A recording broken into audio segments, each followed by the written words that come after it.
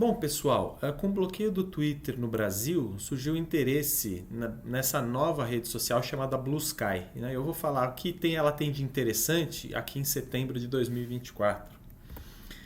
Bom, vocês verem que a cara dessa rede Blue Sky, ela é bastante padrão, né? Ela não é muito diferente do Twitter, por exemplo. Então eu não vou falar de como que ela é, no sentido, o que que ela tem de novo, o que que ela tem de interessante, no sentido de uso, no sentido de interação com o usuário. Eu vou falar o que que ela tem de interessante por trás, né? Pela forma de funcionamento dela, pela filosofia de construção dela. Bom, o projeto Blue Sky ele surge ele surge dentro do Twitter, né? E a ideia era criar uma rede social descentralizada. O que é uma rede social descentralizada, né? É uma rede social na qual pessoas em diferentes aplicativos ou diferentes servidores, redes sociais, conseguem interagir, trocar conteúdo entre si, trocar interações, né? Isso é diferente do Instagram, TikTok, YouTube, que para você interagir e trocar conteúdo, você precisa estar naquela única plataforma, naquela plataforma. Você não interage, por exemplo, o TikTok não interage com o Instagram, né? Bom, o projeto foi se desenvolvendo e lá por 2022, pessoas vinculadas ao projeto ficaram preocupadas de uma possível intervenção dos acionistas do Twitter que direcionasse o projeto para um caminho que elas não queriam. Então foi acordado que se criasse uma empresa separada chamada Blue Sky e o projeto ficou vinculado a essa empresa. Então ela se desvinculou do Twitter. Outra coisa interessante é que essa empresa ela tem uma estrutura um pouco diferente, ela tem essa sigla PBLLC, o tipo dela, e significa que apesar de ser uma empresa voltada para o lucro, né, que visa o lucro, ela tem vínculo, ela tem um objetivo social declarado e ela tem mecanismos que tentam manter, apesar da busca do lucro, manter a empresa numa certa trajetória com relação a esse objetivo social, né? Pouco tempo depois dessa separação, o Elon Musk compra o Twitter. Em 2023, o aplicativo Blue Sky é lançado em iOS e Android e o código é aberto, né? Então, hoje em dia, nós podemos saber como que a Blue Sky funciona e ela tem essa licença MIT, né, que é uma licença permissiva. Em 2024, a entrada no Blue Sky se torna livre para qualquer pessoa. Antes disso era necessário convite, né? E esse processo ainda está em desenvolvimento. Bom, então qual que é a diferença entre as plataformas fechadas como YouTube, TikTok, Instagram, Facebook e a Blue Sky? Numa plataforma fechada, todos esses elementos que compõem a plataforma, eles são todos produzidos e oferecidos pela própria plataforma, né, de maneira que as regras de uso para todos esses elementos, armazenamento, recomendação, moderação, identidade, eles são definidos pela plataforma, né? Então, por exemplo, o armazenamento no Instagram é feito pelo próprio Instagram, pela Meta. As regras de como que o que pode ser feito com esse conteúdo, se vai ser utilizado para treinar inteligência artificial, se esses dados vão ser vendidos, se vão ser compartilhados com outras empresas, tudo é definido pela plataforma, no caso Instagram, no exemplo, né? A recomendação, o sistema de algoritmo que faz recomendação, que vai definir o que é impulsionado, o que é recomendado para uma pessoa e não para outra, todo esse esquema também é definido de acordo com os objetivos dessa plataforma, né? E a moderação, o que é permitido pornografia, não é permitido desinformação, é permitido ofensas, tudo isso é definido também por essa mesma plataforma, né? Por isso essas regras, né? A ideia da Blue Sky é que, na verdade, ela seria um aplicativo construído em cima de serviços autônomos, né? Então, cada um desses elementos da plataforma seriam serviços que podem ser providos por mais de um provedor. Então, diferentes empresas podem prover o serviço de identidade, o serviço de armazenamento, recomendações. Cada um desses serviços providos, eles podem ter regras diferentes, podem ter características diferentes. E a ideia é que, ao você fazer um aplicativo como o Blue Sky, ele pode combinar dentre essas opções de armazenamento que existem por aí, que existiriam, ele pode combinar de maneira a criar uma experiência que esse aplicativo deseja para os seus usuários, né? Aqui é interessante notar que sim. Como que você consegue então criar essa interação, essa possibilidade de você, por exemplo, trocar um armazenamento por outro, né? Se você tem múltiplos servidores, né? A ideia é que, embora cada um desses serviços seja uma caixa preta, você tem uma interface padronizada, né? Uma forma de comunicação entre o armazenamento e outros elementos da sua rede social que são padronizados. De maneira que, se você quiser utilizar outro armazenamento, basta substituir o serviço, mas a forma de comunicação é igual, né? Então essa interface ela é definida por esse protocolo AT, ou AT Protocol, e AT em inglês é arroba, por isso o nome, né? Enfim, e você definindo essa interface, você consegue trocar facilmente um serviço pelo outro. É como se você tivesse uma peça de um quebra-cabeça, né? Esse serviço seria essa peça, e ela tem sempre um formato padronizado. Então ela encaixa sempre, qualquer que seja a peça, embora o desenho nela seja diferente. Então você pode trocar o conteúdo desse serviço, né? O tipo, as regras e etc. do serviço, mas ele sempre vai encaixar no seu sistema, né? Aqui é interessante notar como que surge, por exemplo, a descentralização, né? Você vê que o armazenamento ele pode ser feito por empresas diferentes, que são aplicativos diferentes que utilizam esse armazenamento, e a recomendação também pode ser diferente, mas como eles compartilham uma interface comum, eles podem trocar informação. Essa que é a ideia da descentralização, né?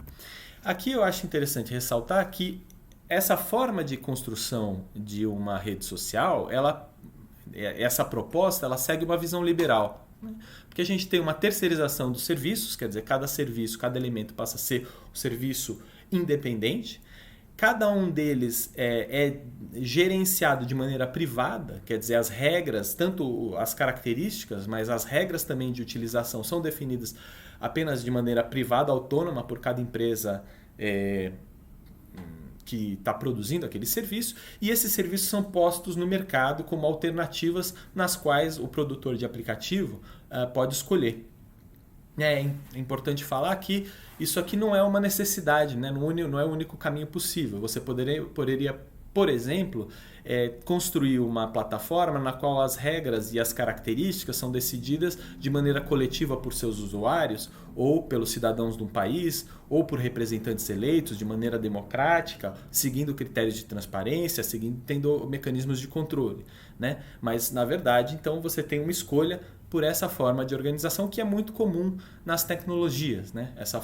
Esse tipo de visão. Bom, uma coisa, quando se escuta falar a respeito de redes descentralizadas, em especial o Blue Sky e sobre esses serviços, né, pode dar a impressão de que o usuário poderia ter, a partir dessa estrutura, desse mecanismo, o usuário teria opções, né? Ele poderia escolher qual armazenamento que ele vai usar, ele pode escolher como que ele vai se identificar, o que vai ser recomendado para ele, qual seria a moderação. Mas, na verdade, quem vai escolher essas coisas são os produtores de aplicativos, né? Porque eles têm a capacidade técnica de fazer a conexão, de conectar esses elementos no aplicativo, e eles podem escolher não dar uma certa opção para o usuário ou dar, né? Um exemplo é o próprio aplicativo Blue Sky, que, embora ele tenha opções de moderação, existe uma moderação padrão que ele define como necessária e imutável. Você não pode trocar aquela moderação padrão. Então, é o desenvolvedor, é a empresa produtora do aplicativo que define, na verdade, quais são essas possibilidades que seriam oferecidas para o usuário ou não, né? Aqui, outra coisa que vale a pena ressaltar é que, apesar da possibilidade teórica de você ter múltiplos provedores, a própria Blue Sky reconhece que alguns deles são muito custosos, muito caros, de maneira que provavelmente você vai ter um grande provedor, um grande player provendo aquele tipo de serviço. Eu já vou falar um pouco mais disso mais para frente.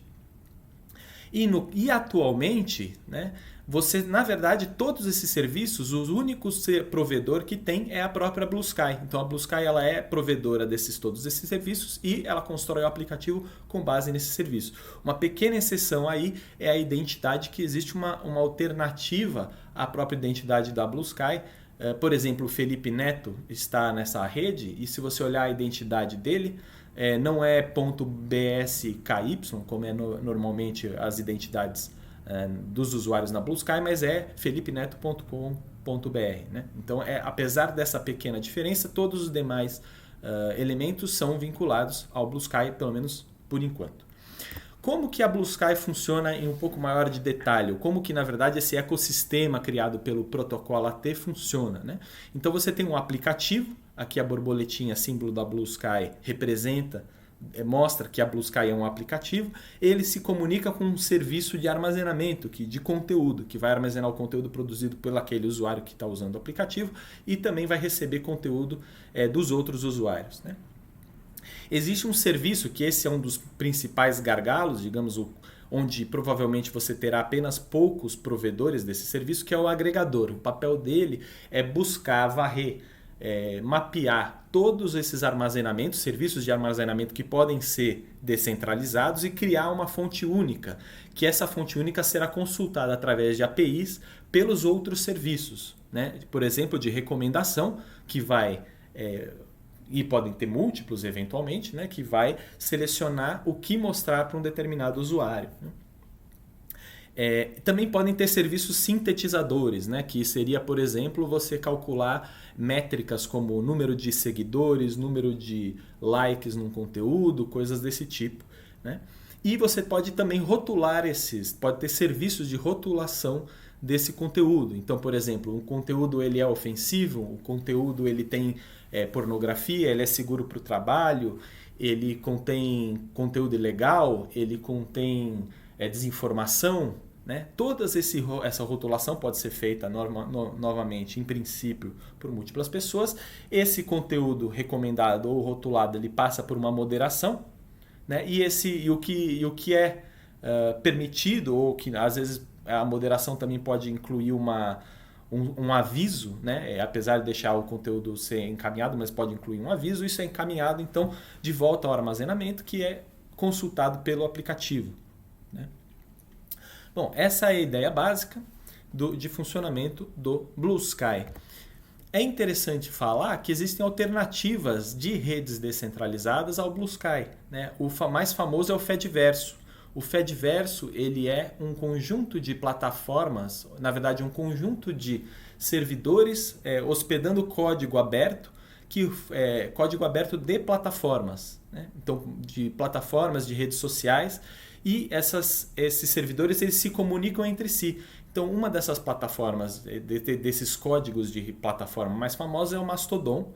Então, você pode se vincular a um determinado servidor Mastodon e ter a sua conta lá, e você, a partir desse servidor e do Mastodon, você pode interagir com outros servidores que estão rodando o mesmo software Mastodon ou softwares que também se comunicam via Fediverso. Você tem o Friendica, você tem o PixelFed, você tem o PeerTube, que são alternativas de código aberto e que são federadas, que se comunicam entre si. O Threads da Meta, ela também é uma plataforma que se comunica com o Fediverso. Então, a partir de uma instância da Mastodon, você consegue acompanhar alguns conteúdos do Threads.